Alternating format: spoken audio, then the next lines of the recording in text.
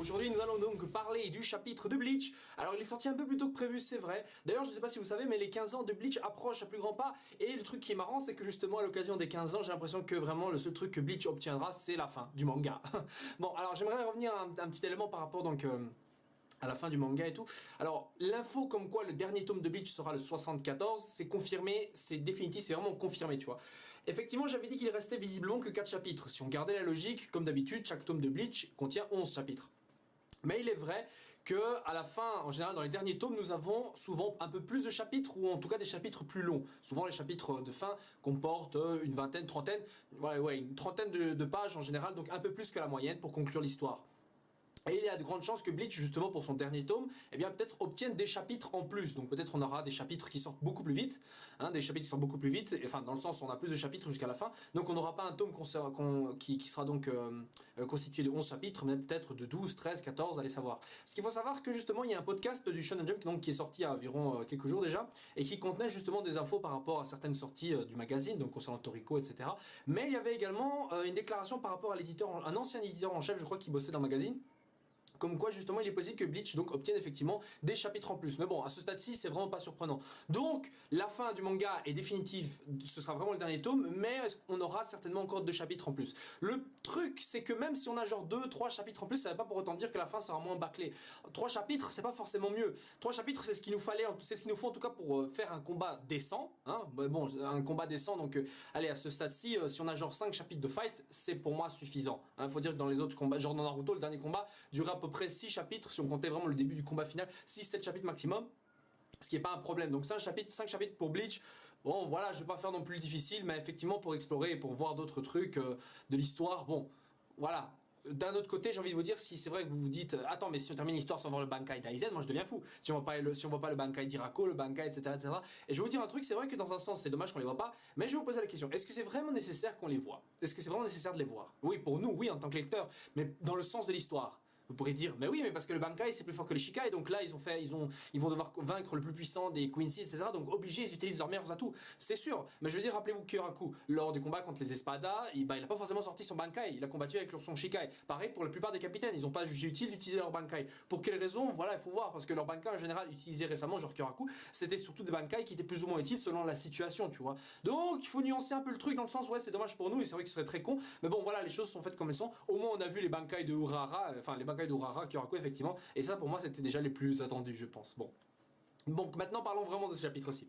Donc Bleach continue donc avec l'arrivée de Joabak à la Soul Society, donc après avoir botté le cul de Ichigo, et il est accueilli par the motherfucking king, Aizen, monsieur Mr. Just as Planned, Mr. J'ai tout prévu, Mr. Kakudori, comme l'aurait dit Light là, enfin c'est pas ça la phrase en japonais, comment on dit Just as Planned, exactement comme prévu en japonais, c'est Kukakudori ou un truc comme ça, j'ai oublié, bon soit. Mais en tout cas, Aizen là, on a l'impression que toute l'histoire de Bleach a été préparée, même sa défaite, juste pour ramener ce moment-ci de l'histoire. Non, je déconne. Mais sérieusement, donc je sais pas si Kubo en fait a décidé de le garder dans sa chaise juste pour qu'on ait une page où on voit Aizen sur un trône, bon un trône qui en quelque sorte est une chaise qui le retient prisonnier, mais quand même une sorte de trône.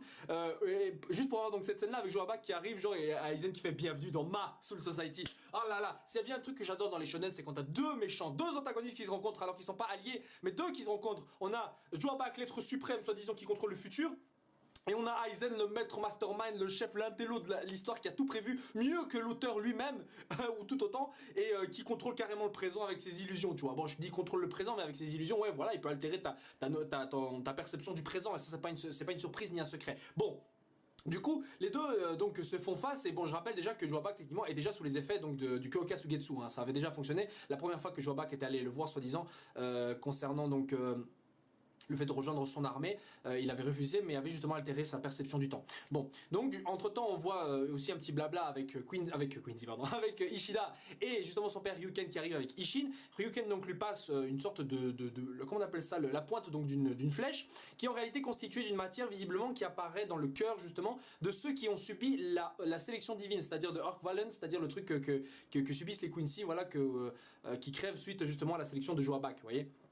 Ben, en gros, il y a une sorte de résidu argenté qui est créé dans leur cœur, et ensuite les Quincy meurent, en quelque sorte, juste à la suite de cela. Et justement, Ryokan a utilisé donc ces résidus pour faire justement cette flèche, si j'ai bien compris. Et il le donne donc à Ishida, et il dit c'est toi qui devrais donc tirer cela. Est-ce qu'on a là l'arme qui signe la défaite pardon, la défaite de Joabak. Putain, c'est dingue comment Aizen envahit mes esprits. Mais donc l'arme qui sera donc la défaite de Joabak, peut-être pas. Peut-être juste l'arme qui va amorcer la défaite, mais peut-être pas l'arme qui va définitivement le vaincre. Je pense que la mort et la défaite de Joabak sera évidemment une défaite collective. Pourquoi pas, je veux dire par exemple, le coup final sera porté par Ichigo, mais la défaite en général sera collective, un peu comme dans Fullmetal Alchemist. Je veux dire, la défaite du méchant était à la base un travail de groupe, mais les coups finaux, enfin les derniers coups, ont été assénés voilà, par le héros. Bon, donc pour revenir à ce que je disais, donc... on zappe donc ce moment-là, et je trouve ça dommage que Ishin se ramène juste pour accompagner Ryuken qui visiblement est là juste pour donner cette flèche. Enfin, je veux dire, si c'est juste ça, pourquoi ne pas l'avoir tiré lui-même? Non, il fait donc confiance donc à son fils Ishida. Il faut rappeler que Ishida a quand même le pouvoir de The Absolute, justement, qui lui permet donc de pouvoir, enfin pas dans The Absolute, de antithèse, putain de merde, donc qui lui permet de pouvoir asséner des dégâts à Sa Majesté, donc Joabak, sans que celui-ci puisse changer en quelque sorte le futur, puisque c'est déjà trop tard, tu vois. Donc, comme l'avait dit justement Archibald, c'est le pouvoir qui fait de Ishida un adversaire tout à fait utile face donc au roi des Quincy. Bon, alors à côté, t'avais une scène que j'ai pas trouvé tellement intéressante entre Renji et Ichigo. Bon, c'était un blabla, genre Ichigo un peu crevé, Renji qui lui dit voilà, lève-toi, etc. Ichigo qui fait encore le connard en disant ouais, avec tes blessures, Renji, tu devrais peut-être pas rester en arrière. Et j'ai envie de dire, mais putain, Ichigo, t'es vraiment pas dans la position de parler, mon pote. Non, mais sérieusement, le mec il ouvre sa gueule, déjà il était inutile avec son nouveau Bankai machin, et il continue d'ouvrir sa gueule, genre en parlant à Renji, hey, Renji, tu devrais rester en arrière. Bon, c'est vrai que j'ai déjà dit, pour moi, Renji c'est un peu le Yamcha de Bleach. Non, j'exagère un peu évidemment sur ce côté-là, mais il n'empêche que je trouve ça un peu vraiment couillu de la part de Ichigo de dire à Renji ouais tu devrais rester en arrière avec Rukia et tout, genre Rukia et Renji c'est genre forcément moins utile que Ichigo. À ce stade-ci personne n'est capable de vaincre Joabak, enfin aucun un de ces trois là, seul aucun. Non, alors autant tous les ramener, putain c'est déjà mieux qu'il y aller tout seul Ichigo, espèce de con. Je veux dire sans Renji, Ichigo il sera encore en train de traîner par terre comme un clochard dans sa pisse. J'adore cette expression, mais sérieusement c'est horrible quoi. Bon, donc du coup après t'as Renji qui explique voilà c'est grâce à toi Ichigo que je me suis rapproché de Rukia etc. C'est grâce à toi que je me suis fait friendzone en gros. Mais sérieusement le mec remercie donc que c'est grâce à lui donc qu'ils se sont rapprochés etc. Voilà, c'est pas franchement le truc, c'est du blabla entre bros, c'est du blabla entre potes, hein, du bro talk comme on dit souvent. Donc rien de vraiment transcendant, c'est pas une scène non plus sentimentale ou émotionnelle qui m'intéresse vraiment, je veux dire voilà, c'est pas comme si Renji Ichigo allez encore tu vois dans l'arc Wekumundo tu aurais pu les voir vraiment proches etc, mais là franchement tu les as pas vus passer énormément de temps ensemble tu vois, et c'était même pas le plus important. Donc pour moi j'ai l'impression que c'est des pages un peu perdues tu vois, j'aurais préféré qu'on s'attarde un peu plus entre discussions entre Joabak et Aizen, putain rien à foutre de Renji. Bon soit donc les gars arrivent sur le terrain, mais à ce moment là juste avant t'avais Aizen donc qui est libéré de sa prison grâce à Joabak, qui le libère j'imagine parce que voilà c'est fun, et puis de toute façon c'est le scénario, à ce stade ci on va même plus essayer de réfléchir, on s'en fout tant que Aizen est libre. Donc le mec est libre et dit directement pardon voilà maintenant je vais pouvoir utiliser mes pouvoirs. Alors effectivement il ne dispose pas de son impact. La dernière fois qu'on a vu son Impacto à Aizen, il était en train de s'effriter, disparaître justement parce que Aizen pensait qu'il allait fusionner avec son Impacto de la même manière justement que Ichigo a fusionné avec le sien justement pour utiliser sa technique du Mugetsu. Mais bon, à ce stade-ci, à ce stade-là pardon de l'histoire, je pense pas que c'était une question de fusion. Enfin, quoique quand on regarde bien justement, à ce moment-là de l'histoire, Aizen justement perdait ses pouvoirs, donc il n'en gagnait pas, il n'était pas en train de fusionner avec son Impacto. Je pense peut-être que son Impacto s'effritait dans le sens où Aizen perdait ses pouvoirs comme vaincu, alors que le Hogyoku justement quittait son corps, c'est plus ou moins ça. Donc que le Impacto de Aizen disparaisse, voilà, est-ce que ça l'empêche forcément d'utiliser son Kyoka Sugetsu? Pas forcément, puisque comme je l'ai dit au début de cette vidéo, il l'a utilisé pour altérer donc la perception du temps de Joabak. Bon, maintenant effectivement, il a pas de Impacto, il arrive quand même à utiliser les pouvoirs de Kyoka Sugetsu. Est-ce qu'il a vraiment fusionné avec? Ouais, allez, on va dire oui, peut-être c'est une facilité scénaristique, mais j'aurais quand même voulu voir un Aizen avec un sabre. Mais bon, passons. Donc à ce moment-là, t'as Ichigo et Renji qui arrivent et essaient de porter une attaque à Joabak, mais qui fort totalement, évidemment. Et là, putain de merde, j'ai rigolé. Oh là là, comment j'ai rigolé, mais je vous jure. Oh là là, position, Ichigo, position fétale, direct, mais directement, je sais, putain, on est censé faire un truc sérieux, analytique, mais là, comment voulez-vous pas rigoler? Ichigo, il arrive et fait le malin, et genre, Joabak, il fait, putain, Ichigo, je savais que t'allais revenir, je savais que t'allais venir avec Renji, je savais que ton sabre allait se réparer, et je savais aussi qu'il allait se recasser maintenant. Et donc, du coup, Ichigo, il a son Impacto qui se brise encore, putain de merde, mais qu'est-ce que c'est que ça? Mais qu'est-ce qu'il veut nous faire, Kubo? Il nous casse les couilles pour briser, enfin, déjà, il nous fait chier un peu, genre, Ichigo, toute une mise en scène pour, genre, l'avènement de son nouveau Bankai qui se brisait le chapitre chapitre même où il apparaît. Et maintenant après on se casse à nouveau chapitre les couilles avec une explication qui a un sens et qui en même temps a pas de sens, avec les full bringer en plus de ça, maîtrise du passé, rejet d'événements, waouh, compliqué. Et en même temps donc le Zampacto voilà, ressuscité, prêt à combattre de nouveau. Et là maintenant dans ce chapitre, bam, il est fissuré de nouveau. Pas détruit mais fissuré, bon, ce qui entraîne forcément la destruction du Zampacto une nouvelle fois. Alors est-ce qu'on va encore revoir Tsukishima, est-ce qu'on va encore revoir Orihime soigner le Zampacto?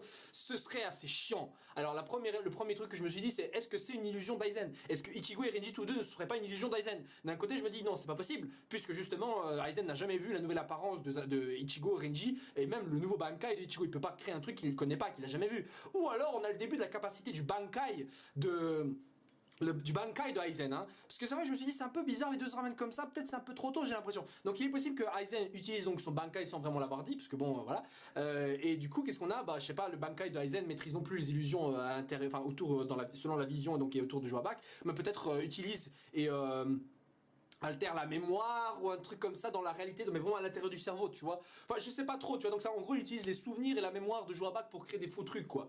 Bon, je vais loin maintenant, on sait pas trop jusqu'où ça peut aller, ou alors c'est genre, tu vois, à l'intérieur de sa tête, il crée une sorte de monde illusoire. En gros, si dans sa tête il meurt, dans cette illusion du Bankai de Aizen, il meurt, et ben dans la réalité, il meurt aussi, ce qui en fait un pouvoir redoutable. Et c'est pour ça que les pouvoirs de Joabak fonctionnent parce qu'il croit dans la réalité, etc. Donc, je sais pas trop, c'est peut-être ça, ou alors c'est vraiment Ichigo et putain de merde, c'est vraiment la honte. Mais la honte pour lui. Bon.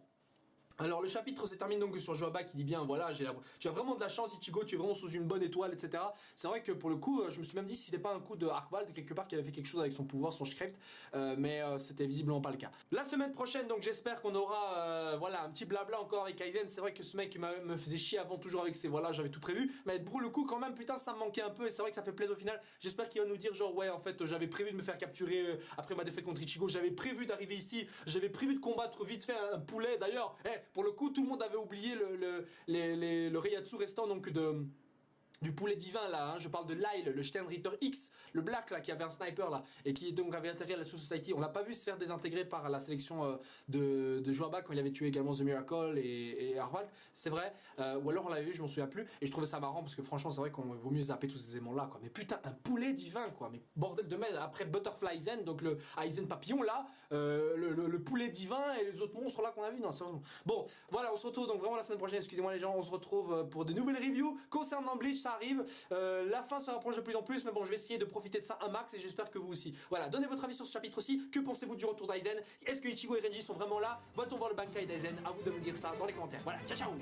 Zoom.